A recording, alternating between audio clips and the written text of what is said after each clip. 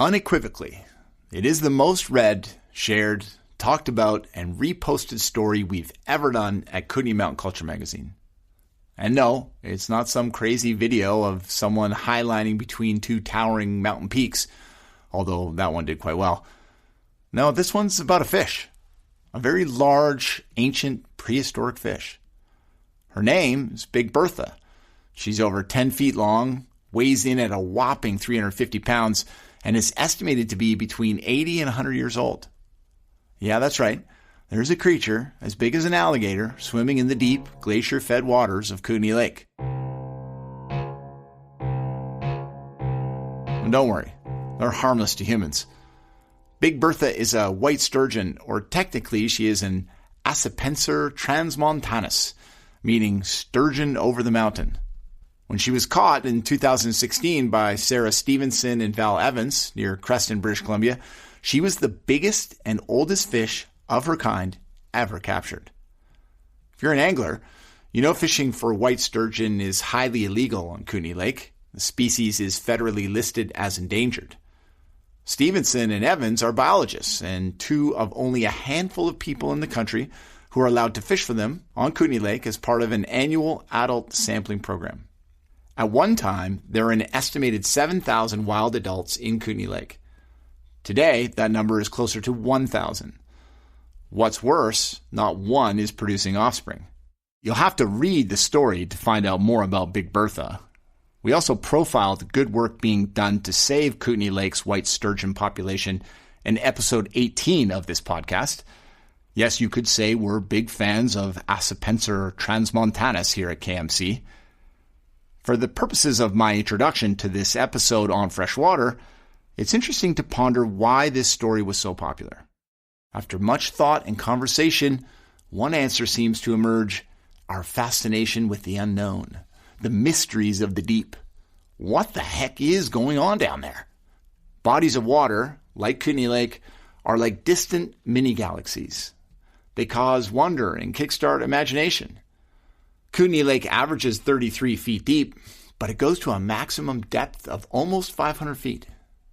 After biologists tagged Big Bertha, they discovered she had traveled 255 kilometers up and down and all over the lake in just the first 6 months. Freshwater lakes and rivers are complex worlds that we glide over in boats or swim on their surfaces, but for the most part, we can't spend time immersed in them, making them difficult to understand. But we need to, for Big Bertha and for the countless other species that rely on the health of our freshwater for their survival. Humans included.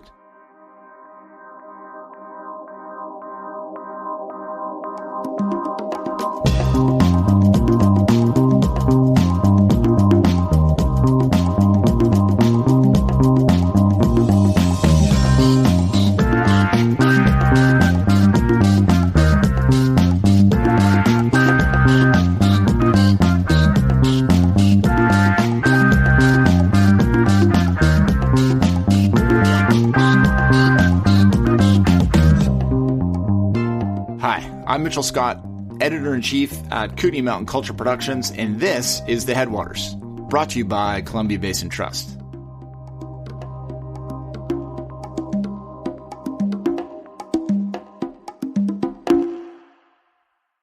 In the dog days of a Kootenay summer, it can seem like every other car has a canoe, a paddleboard, kayak, yes, even a giant inflatable unicorn strapped to its roof.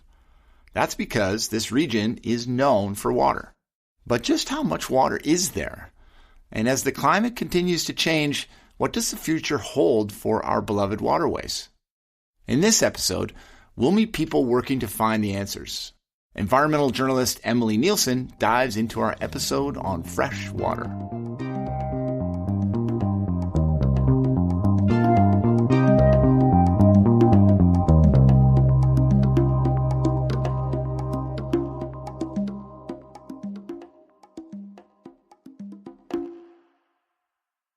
So, like many people in the basin, I take water for granted.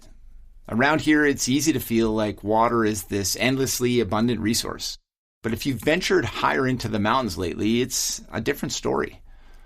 Within the next 75 years, all of our glaciers could be gone. And that's sobering news, especially for places that partially rely on these ancient ice chunks to stay wet. How well communities fare depends on where their water comes from, and how much water there is now and what science is saying about its future. We sent Emily to find out just how much water is in the basin and who's tracking its trajectory. Emily, hello, and welcome to the Headwaters Podcast. Hey, Mitch. Thanks for having me. Okay, spill it. What's the total number? Of? Like, how many swimming pools of water do we have left in the basin? Or how many gazillion beer steins will our current water supply fill? Right. It's actually not that straightforward. Before we get into it, we should probably start with the basics, the water cycle. You mean evaporation, condensation, precipitation, not beer steins? Exactly. Think back to all the stuff you learned in grade 2, how water continuously moves within the Earth and its atmosphere, shifting between a solid, liquid, and a gas. I don't know if I actually learned anything in grade 2, but I can picture Mrs. Williams drawing rain clouds on a chalkboard. Yeah, except it's way more complex than that. And shifting climate patterns make it even more complicated. Heat waves, drought, wildfires, flooding, and intense rainstorms are all changing the water cycle, making it really hard to predict how a watershed will behave. And all of this makes quantifying a total amount of water really challenging. Is anyone actually trying to do this? Thankfully, yes. You might think it's up to the government to measure this, but it's such an overwhelming task. There are now dozens of nonprofit and grassroots groups stepping in. Why is it so important to know how much water we have? I'm going to let Kat Hartwig answer that. Kat is the executive director of Living Lakes Canada, a charity that works with communities to protect freshwater. Today they're a national organization, but they started right here in the basin. Water seems to be the most tangible way for people to understand the climate crisis, and we are going to be impacted and are being impacted, our water supply and our water quality, through climate change. We have exacerbated melt at high elevations, so our glaciers are ablating. We've had a 30-year study done by UBC that was released in 2020 saying that we're past peak flow with glacial runoff to feed our streams in the fall. We don't know what the recharge rate is from snowpacks and glacial melt to our aquifers upon which we've become dependent. Hang on, she said something about peak flow. What's that? What she's saying is, now that the glaciers are truly shrinking, the amount of water they put into our streams is less than it was in past decades. And that volume will keep going down. And she talked about another thing. Many of our communities withdraw water from their surface water, and surface water sources are beginning to dry up or become compromised with water quality. So there's a lot of information that we don't have but need to have, and we're still making water allocation decisions. And the changes are anticipated to be exponential. In other words, if we don't know how much water we have or what kind of shape it's in, how do we know what we can do with it? And who gets to make those decisions in the first place? Kat spells out some choices we may have to make. Do we water a golf course versus making snow for a ski hill? Do we make sure municipalities have water? Do we grow food for agriculture? Do we make sure that, hunting grounds are intact for the ecosystem, like wetland ecosystems? So these are all really complicated problems that we haven't had to address necessarily in the Columbia Basin, but it is a paradigm shift in terms of us trying to resolve this together. Wow, those are some big decisions. Yeah, like Kat says, we haven't had to face this in the basin quite yet, but it's coming. Already we're seeing lakes drying up and streams not flowing like they used to. Right, and as it turns out, our cup of water isn't bottomless, although it kind of feels like that. Do we know why this is happening here now? We do. Warmer temperatures not only mean longer droughts, they also mean less of our water is stored in snowpacks and glaciers. Rather than being held and slowly released, water is more in the move, and flooding's an example of this. You'd think flooding was a sign of plentiful water, when in fact it's a push of water that, if it were colder, would have been kind of on slow release, on a timer, so to speak. Yeah. The good news is Living Lakes has developed a framework, the Columbia Basin Water Monitoring Framework, and that tracks how climate change is affecting water supply for communities and ecosystems. A framework sounds fancy, but how does it get us closer to making the kind of water management decisions it sounds like we need to make? That's a good question. When it comes to water data, we don't just need 1 or 2 years worth of figures. We need at least 10 years, but ideally more. And the data needs to be scientifically sound, reliable, and comparable. Right now, this data is being collected by a number of different groups, like local stewardship groups, indigenous communities, provincial agencies, municipal, regional governments, and others. So coordinating all of these efforts is kind of key. What types of water are we talking about? Okay. Think back to Mrs. Williams and the water cycle. Barely remember her, but yes, okay. Yeah. So it's all connected, right? And to get a sense of how much water we have in any watershed, the whole system has to be considered. So they're monitoring streams, lakes, wetlands. What else? Basically everything else. Paige Thurston's program manager for Living Lakes. She oversees the framework, and this is how she describes it. We look at the entire water cycle, so starting with climate, we look at snowpack, rainfall, things like that at high elevations in particular. We look at glaciers, we look at high elevation lakes, coming down to streams and lower elevation lakes and rivers, primarily focusing on water quantity, so stream flow, snow depth, snowpack, groundwater levels, things like that, but then also looking at water quality as well as the ecological health of these watersheds, so looking at things like benthic invertebrates and what those can tell us about the health of the ecosystem. Wow, they're collecting all of this data by themselves? It must be an enormous amount of information. Yeah, no, they're not doing it on their own. This is a massive project, which is way beyond any one group or any one government's capacity. Living Lakes houses the framework, but it relies on dozens of other groups to gather and upload the data. If there's a specific watershed or water body that isn't being monitored by another group, Living Lakes fills in the gap. Okay, so they have all of these points on a map. Each point is monitored by a certain group, and all of that data then goes into a central source. And all of this is being done just to get an idea of where our water is at. Amazing, right? Here's Paige. One of the goals of this project is to develop what we call a water balance for the regions. How much water exists in the region right now, how much is coming in, how much is leaving, kind of what that budget looks like for the region. Like a bank balance, making sure we don't go into the red, so to speak. Yeah, because in this case, taking out more than we have in the bank has some pretty big consequences. Bone-dry creeks where fish used to spawn, dwindling reservoirs, compromised drinking water, wetlands that are no longer wet, and not to mention local and global conflicts over who gets the water. Yikes, I guess a lot of this depends on where our water comes from and how at risk the source is.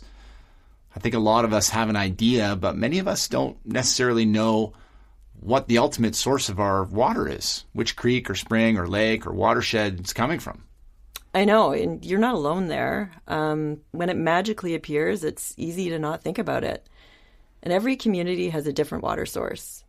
Here's what Paige says. It depends on where you live, but here in the Columbia Basin, a lot of our fresh water comes from snow that's kind of stored at high elevations through the winter months. And then in the spring, as that starts to warm up, it melts and it flows down into the valley bottoms and provides us with that kind of steady supply of cool water throughout the summer. But of course, as we start to see our snowpacks declining, that supply of water comes down earlier in the year. It comes down faster, leading to flooding, and then we see lower water levels throughout the summer and fall. I was definitely paying attention to the low snowpack this year. You could see it on the bottom of my skis. Yeah, you and every other ski hill were clued into that. Okay, so right now, do we have any sense of how our water is doing? We have a sense, but according to Paige, we need more information. We have some idea of what's going on. There's certainly some water monitoring going on across the region through all levels of government, as well as local stewardship groups, as well as through industry. So through that, we have some picture of what's going on. Basically, we have enough information to know that we are going to see significant changes and we're going to see significant problems in the coming years, and that we need more information to effectively manage and adapt. Sounds like a lot of work. How many groups in the basin are actually out in the field, like in the water, gathering this data? That's a big question. At one point, on top of all the groups Paige mentions, the various governments, industry, indigenous communities, there used to be 62 water stewardship groups throughout the basin. That's huge. Yeah. Over the past 5 years, though, 27 have gone under and 19 are on shaky ground. Well, that's not so good. It's a big drop. What's going on there? Well, there's a few factors, but it mostly comes down to resources. Remember, to get the kind of quality data needed, monitoring needs to go on every single year. There can't be a gap for at least 10 years. Many of these groups have simply run out of funding and they've run out of steam. I can imagine. One waterway being monitored is Bonanza Creek. It's a small creek in the West Kootenay that runs from Summit Lake down to Slocan Lake. Its clear, cold waters are perfect refuge for migratory birds. And every fall, the kokanee salmon spawn there. There's a great mountain bike trail out there. I've ridden it a few times. It's a super incredible spot. Totally. The area around the creek is known as the Bonanza Biodiversity Corridor. It's not a huge area, but it's an ecological hotspot that creates a wildlife corridor between the Valhalla and Central Selkirk mountain ranges.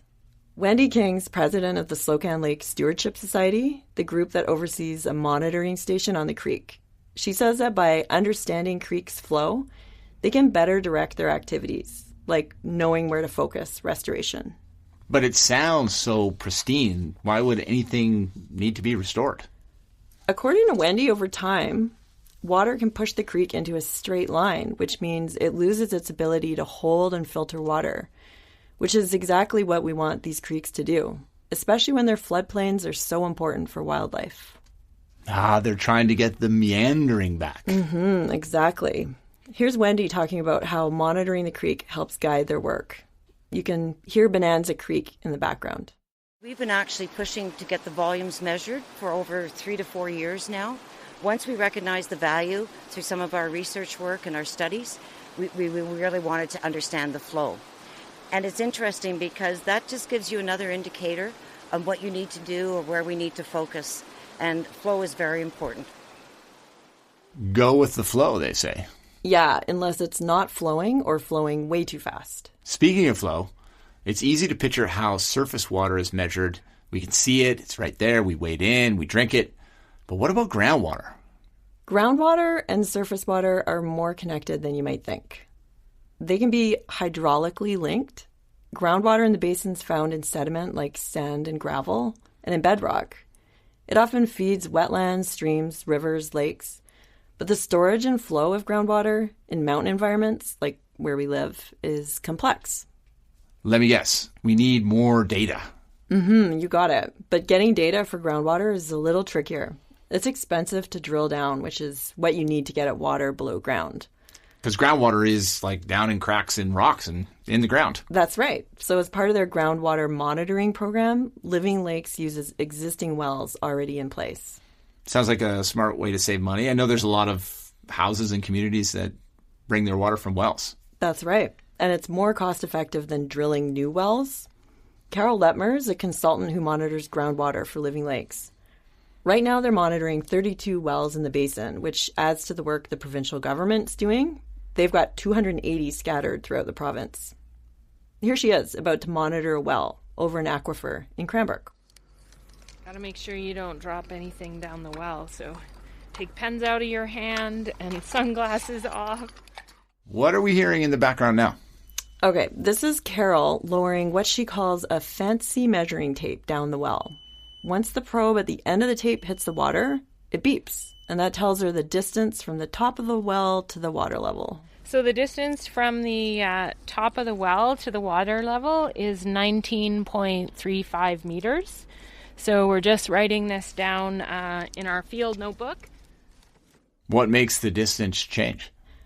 Carol says aquifers in the basin are small and fragmented, highly variable. As snow melts or if there's a big rain, it slowly percolates through the ground and the water level will rise.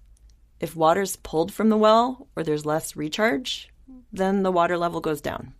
Such an unseen resource. But kind of seen in that it feeds the water we can see. But this invisibility in some ways makes it more vulnerable.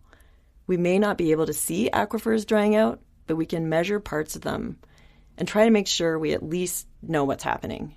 We need to protect our groundwater resources. It's used both as a supply for people and is really important because groundwater discharges to lakes and streams. So it provides the base flows for our creeks and streams and rivers. It helps keep rivers cool, which is important for fish and fish habitat.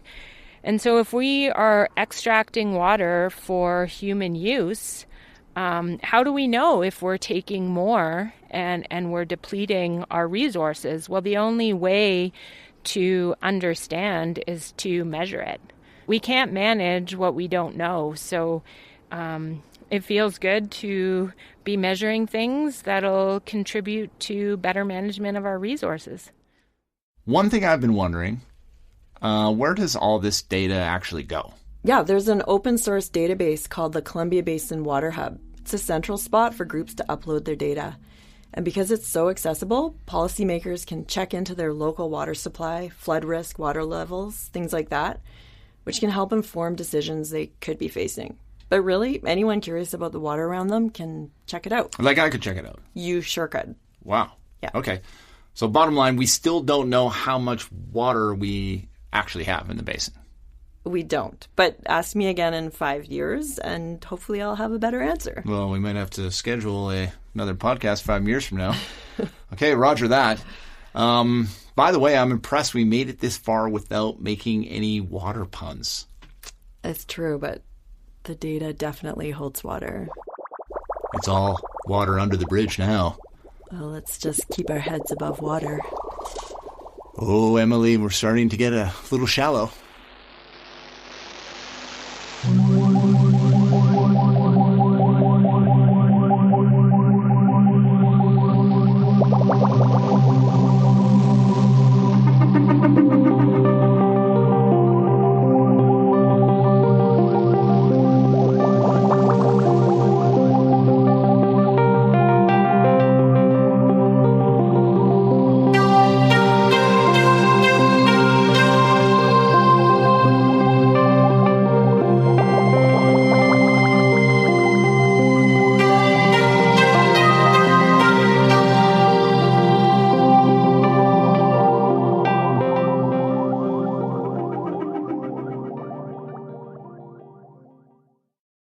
Wildfire, drought, floods. As our climate shifts, there's no question we're going to be seeing more of these major weather events here in the basin. But one unassuming freshwater animal is here to help, the mighty beaver. Emily Nielsen has more. If someone were to ask me to come up with an animal superhero, I'd probably start with the charismatic fauna. Mega bear, long claws, capable of skewering a dozen fish at once. Captain Caribou, antlers glowing like 2 forest chandeliers. Wolverine, well, yeah, that one already exists. Super beaver? With its squat little dad bod, yellow buck teeth, and sluggish land waddle, it doesn't quite fit the role. But this lowly animal holds a superhero quality. It can move water. And as basin watersheds dry out, this is exactly the kind of animal our landscape needs. In fact, they're gaining so much popularity with scientists and community groups across North America, there's now a term for their followers: beaver believers. I head into the field with biologist Marcy Marr to check out a trio of beaver lodges just down from Kootenay Canal, 20 minutes outside of Nelson. Oh, what kind of nest is that? Marcy's the manager for Kootenay Connect, an initiative of the Kootenay Conservation Program. She works with community groups who are moving beavers back into areas where they used to be, but haven't been for a while. We bushwhack down a steep embankment to get a clearer view of a beaver lodge.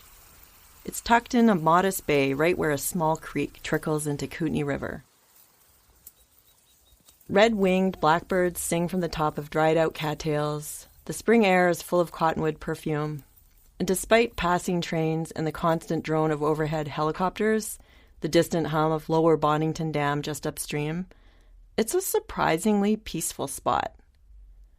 So, with my expert biologist on hand to answer the toughest of technical questions, I asked the most scientific one yet. Have you ever swam inside of a beaver lodge or looked inside and seen what it looks like? That's right.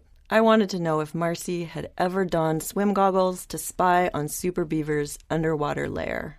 No, I've never snorkeled and done that sort of thing. I can just imagine that you're looking at a beautiful lattia of interwoven willow and red osier and cottonwood, but I can't really think. It's probably I would love to dive and go have a look. With snorkeling into a beaver lodge now at the top of my bucket list, I try to imagine the watery world these semi-aquatic mammals inhabit. Ever more curious as to why some people call them ecosystem engineers or, my personal favorite, environmental Swiss Army knives. Marcy describes the benefit beavers are having and could have in the Kootenays.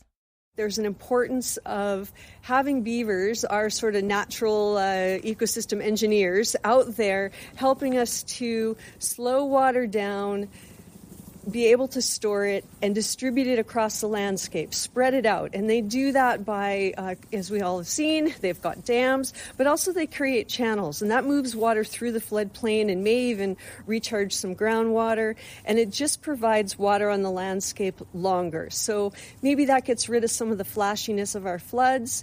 And in places where we've got migratory birds, maybe it helps us keep water on the landscape longer. Slow it, store it, spread it. This is the beaver's mantra. For a beaver, water's survival. On land, they've been called giant chicken McNuggets, a jab at how vulnerable they are when not elegantly swimming through channels. Easy prey for a wolf or coyote. A beaver's desire to keep wetlands wet is definitely self-serving, but they not only support the entire ecosystem, they help human communities too.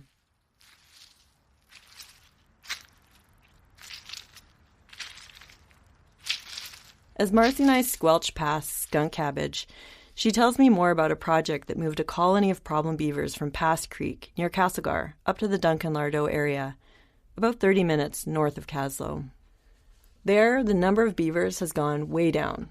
Places where beavers once lived are vacant, wall to wall, with reed canary grass. Keep in mind this is downstream from the Duncan Dam, which means water levels rise and fall outside of natural cycles. Beavers can get stranded or washed away, and with the current hydrology, there's barely enough food or water for them. But when biologists heard a colony of problem beavers needed to be moved, or worse, exterminated, they jumped on a plan to not only save the beavers, but help boost wetlands in the Duncan area. Now, those beavers are there, busily beavering away. When you think about where the beavers are going to end up, eventually you're never quite sure. But within the stretch of a river, one of the channels that they thought would be the best release site, the beavers actually took to it. Went downstream, created a scent mound, went upstream, created a scent mound, started building a dam. And then we're able to have water levels begin to rise in one of the adjacent wetlands, which is an important place for western painted turtle. Marcy credits a local biologist from Argenta, Brenda Herbison, for this recent success. She says Brenda's ability to know the landscape from a bird's eye view, plus her on-the-ground experience, really helped to find the best place to release the beavers. When you think about what beavers are able to do in a landscape, they're able to, I think, have some of those channels and oxbows that are in our river system begin to be more active as the water's redistributed. And in this case, the site where they were relocated was a really good one, and they've already started to make changes within their first year of being there.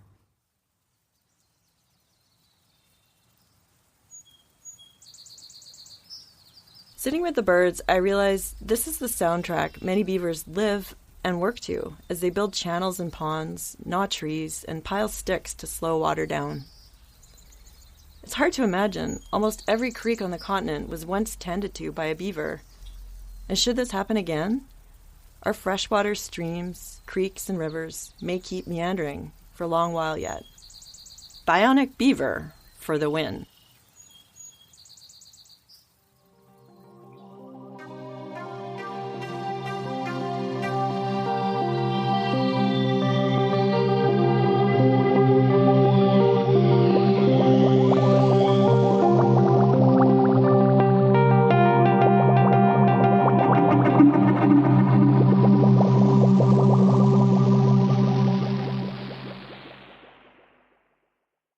Columbia River's headwater starts right here in the basin. 2,000 kilometers later, the river meets the sea, bringing with it traces of the mountains where it first began. But the basin doesn't just make globally significant water, it also has made world champions. Ex-Olympic rower Ben Rutledge is one. Originally from Cranbrook, Ben has won 3 World Championship gold medals and 1 Olympic gold in the men's 8. As a kid, playing hockey, he loved being on the ice. But when he started rowing, well, water became everything. And we'll let Ben have the final word. What I love about the water is that it's something that is peaceful, yet at the same time allows you to be all-out aggression and all who you are at the same time. So when you stop, everything calms down. But when you're going on the water, there's a sort of unique feeling that's generated that's unlike any, sitting in a chair or walking. And there's a sort of connectedness to a fluidity that you don't really find in your day-to-day.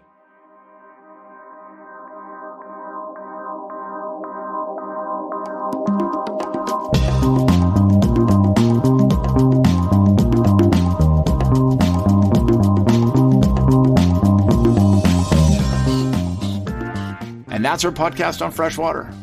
A big thanks to environmental journalist and writer Emily Nielsen. Check out more of her work and other stories on freshwater, including the Big Bertha article, on our website, headwaterspodcast.com. A big shout out to our audio engineer, Graham Tracy, and our production manager, Tara Cunningham. Great work. The Headwaters is created by the good folks at Kootenay Mountain Culture Productions and brought to you by Columbia Basin Trust. To find out more about all the good things the Trust does when it comes to supporting people and communities in the Columbia Basin, visit ourtrust.org. I'm Mitchell Scott. Thanks for listening.